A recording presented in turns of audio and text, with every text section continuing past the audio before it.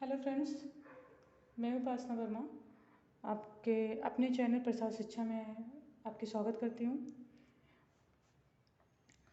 कुछ टॉपिक लेकर आई हूँ, जैसे टीजीटी में होम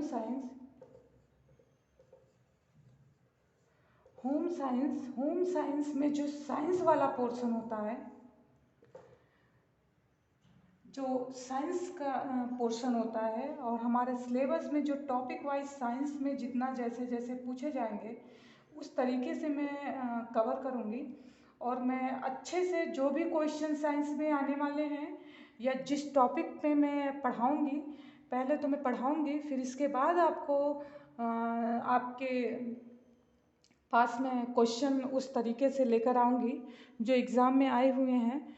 तो मैं साइंस वाला पोर्शन आप लोग को एक अच्छे से कवर करवाऊँगी। ये एलटी के लिए भी सही ठीक है, हमारे एलटी एग्ज़ाम के लिए भी ठीक है, जो कि दोनों 3 से 6 महीने 7 महीने के बीच में आने वाले हैं। तो चलिए हम लोग शुरू करते हैं।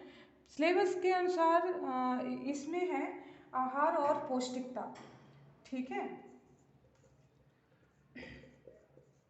आहार और पौष्टिकता,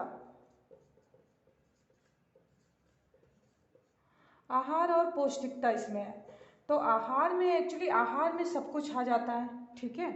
आहार में हम जो खाते हैं, जितना भी चीज़ खाते हैं, जैसे भी चीज़ खाते हैं, जो हमारे लिए, हमारे बॉडी के लिए, हमारे लिए जितना सब कुछ होता है वो आहार में आता है, ठीक है। पौष्टिकता मतलब हम अपने स्वाद के अनुसार खाते हैं, हम अपने जीभ के अनुसार खाते हैं। जीभ हमारा जो करता है उसके अनुसार खाते हैं, मतलब जीभ को जो अच्छा लगता है उसके लिए खाते हैं। तो इस तरीके का जो पोर्शन है, ये सब कुछ मैं कंप्लीट करवाऊंगी और अच्छे ढंग से करवाऊंगी, और कोशिश करूंगी कि जितना भी मैं करवा रही हूँ और जितना भी मैं पढ़ा रही हूँ आपको समझ में आए और मैं अच्छे ढंग से समझा भी सकूं, ठीक है। जाहिर सी बात है, समझाने वाला अगर अच्छा समझाएगा तो समझने वाले भी अच्छे समझेंगे। तो इसमें क्या क्या कौन से टॉपिक आते हैं, जैसे इसमें हो गया कोशिका, ठीक है, कोशिका हो गया, ठीक है। कोशिका का पूरा जितना पोर्शन आता है, जैसे क्वेश्चन आते हैं, ठीक है, उस टाइम में मैं कोशिका के टॉपिक को कंप्लीट करूँगी, ठीक है। इसके बाद हो गया हमारा पाचन तंत्र, ठीक है, डाइजेशन सिस्टम, ठीक है। तो इसमें भी जितना भी जैसे भी जो कुछ भी आता है, जैसे हमारे हम खाते हैं तो खाने से पहले कौन कौन किस किस का पाचन होता है, और कहाँ पे पाचन होता है, किस चीज़ों का, कैसे कैसे कौन कौन से इसमें ऑर्गन होते हैं जो हेल्पर होते हैं, तो सब के बारे में पढ़ाती हूँ। ये देखने में सिर्फ छोटा लगता है लेकिन चैप्टर बहुत ही बड़ा है, ठीक है। तो हर टॉपिक पे मैं उस पर डिस्कस करूँगी। इसके बाद आता है इसमें रुधिर, ठीक है, जिसको हम कहते हैं ब्लड, ठीक है। फिर हम इस पे चर्चा करेंगे, ठीक है। इसमें आरबीसी हो गया, डब्ल्यूबीसी हो गया, प्लेटलेट्स हो गया, ठीक है। तो हम सब पे चर्चा करेंगे। इसके भी टॉपिक देखने में सिर्फ ये छोटा लगता है कि आरबीसी, बस आरबीसी है जो हमारे हीमोग्लोबिन का होता है वो आरबीसी, ऐसा नहीं है। आप जब पढ़ेंगे तो आपको पता चलेगा कि इन सब में कैसे कैसे एंजाइम बैठे हैं जो हमारे खून को सप्लाई, हमारे खून को अच्छा करते हैं, हमारे बॉडी में आने वाले बैक्टीरिया को रोकते हैं, और कैसे कैसे और ये होता है डब्ल्यूबीसी। डब्ल्यूबीसी एक्चुअली हमको लोग क्या करते हैं कि डब्ल्यूबीसी में भी कई ऐसे पार्ट होते हैं, जो कि कई ऐसे इसके अंदर, इसके घर में ऐसे ऐसे एमेंजर बैठे हैं, ऐसे ऐसे बहादुर सिपाही बैठे हैं, जो कि वो लोग भी बहुत अहम रोल निभाते हैं। और फिर आते हैं प्लेटलेट्स।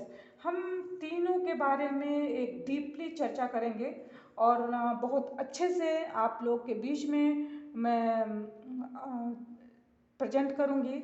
और जिस तरीके से मैं करूँगी और जैसे भी मैं पढ़ाऊँगी, कोशिश करूँगी यही कि मैं अच्छे ढंग से टॉपिक मतलब इस पे आरबीसी पे जैसे मैंने कुछ बनाया, तो कोशिश करूँगी कि आपको आरबीसी कहीं फिर पढ़ने की ज़रूरत ही नहीं पड़े। ठीक है। फिर इसके बाद आता है श्वसन तंत्र। इसके बाद आता है श्वसन तंत्र। ठीक है। तो श्वसन तंत्र में फ्रेंड्स ऐसा होता है कि श्वसन तंत्र में जो जो भी पार्ट होते हैं हमारे श्वास नली में, हमारे ब्रीदिंग में जो भी हेल्प करते हैं, हमारे सांस लेने में, जैसे भी जो कुछ भी आता है इसमें सब कुछ मैं कंप्लीट तैयार करवाऊंगी। ठीक है। और उस पर ऐसा नहीं है कि मैं टॉपिक वाइज आपके पास लेक्चर दे दिया तो मैं बस लेक्चर देने के लिए बस फुर्सत हो गया, ऐसा नहीं है। मैं उस पर क्वेश्चन भी लाऊंगी और क्वेश्चन उस हिसाब से लाऊंगी जैसे भी एग्ज़ाम में आते हैं। फिर इसके बाद हो गया कंकाल तंत्र। कंकाल तंत्र, ठीक है। इस पे भी मैं टॉपिक लाऊंगी। इस पे जिस तरीके से कंकाल, एक्चुअली कंकाल क्या हो गया कि पूरे बॉडी का, ठीक है। तो इस पे हम भी पूरे तरीके से जो है इसको भी हम लाएंगे। तो इसके बाद इसमें एक और है जिसका नाम है तंत्रिका तंत्र।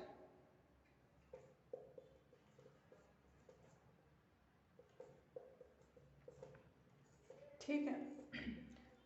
इसमें हो गया तंत्रिका तंत्र। इसके बाद हो गया अंतःस्रावी ग्रंथियाँ। ठीक है।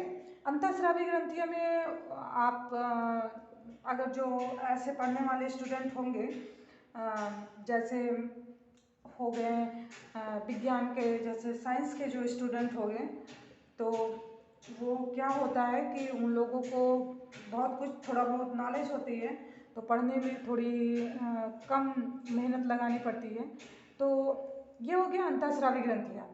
तो वो लोग समझ जाएंगे बहुत अच्छे, मतलब ये अंतःस्रावी ग्रंथियों में किस तरीके का होता है, कौन कौन से अंतःस्रावी ग्रंथियाँ हैं जो हमारे एग्ज़ाम में बहुत पूछे जाते हैं। फिर हो गया पोषण। पोषण हो गया न्यूट्रिशन। ठीक है। इसके बाद हो गया पोषण। पोषण पोषण हो गया हमारा न्यूट्रिशन। ठीक है। जो कि जो हम खाते हैं, जो पीते हैं, जो मतलब अपने डेली दिनचर्या में क्या करते हैं, क्या खाते हैं, कैसे खाते हैं, तो उन सबको हम जो अच्छी अच्छी चीज़ें खाते हैं उसको पोषण कहते हैं। ठीक है। तो हम बात चर्चा करेंगे पोषण के ऊपर। फिर हो गया कि ह्यूमन डिसीज, मतलब मानव रोग। ठीक है। मानव रोग, हम इस पर भी चर्चा करेंगे। हम जितना भी आपको बताए हैं, जितना भी पोर्शन बताए हैं, उस पर अच्छे से चर्चा करेंगे और अच्छे से कोशिश करूँगी जो कुछ भी टॉपिक मैं बताऊँ अच्छे से आप लोग को समझ में आ जाए और यहाँ से पढ़ने के बाद आपको कहीं पढ़ने की ज़रूरत ना पड़े। आपको अच्छा पढ़ाई के साथ साथ आपका नॉलेज भी बढ़ेगा कि किस तरीके से आपको सच बताऊं कि अगर इतना सब कुछ पढ़ लेंगे तो आपको इतना मज़ा आ जाएगा कि आपको मतलब अपने घर में ही बता सकते हो, अपने घर में ही अपने पेरेंट्स से या अपने जो कुछ भी, जो कोई भी है बुजुर्ग या ऐसे भी नहीं किसी को पता रहता, आप खुद बता सकते हो कि रोग कैसा है, कैसा दवा खाना चाहिए, कैसा पोषण लेना चाहिए, हमारे रुधिर में कैसे कैसे काम करते हैं, हमारा पाचन तंत्र कैसे कैसे काम करता है, हमारा कोशिका क्या, हमारे कोशिका का क्या काम है बॉडी में, किस तरीके से हम सांस लेते हैं, हमारे श्वसन तंत्र में कौन कौन से हेल्पर हैं, कंकाल तंत्र के बारे में आपको सब कुछ अच्छा से अच्छा मिल जाएगा और आपको अच्छे से अच्छे समझ में आ जाएंगे। कोशिश मैं यही करूँगी कि अच्छे से ढंग से मैं आपके बीच में हर टॉपिक ऐसे पढ़ाऊँ कि आपको अच्छा भी लगे पढ़ने में भी और कुछ सीखने को भी मिलेगा, कुछ आपको कुछ मुझे भी। इसी के साथ में bye bye, take care, happy रहिए। Okay, bye.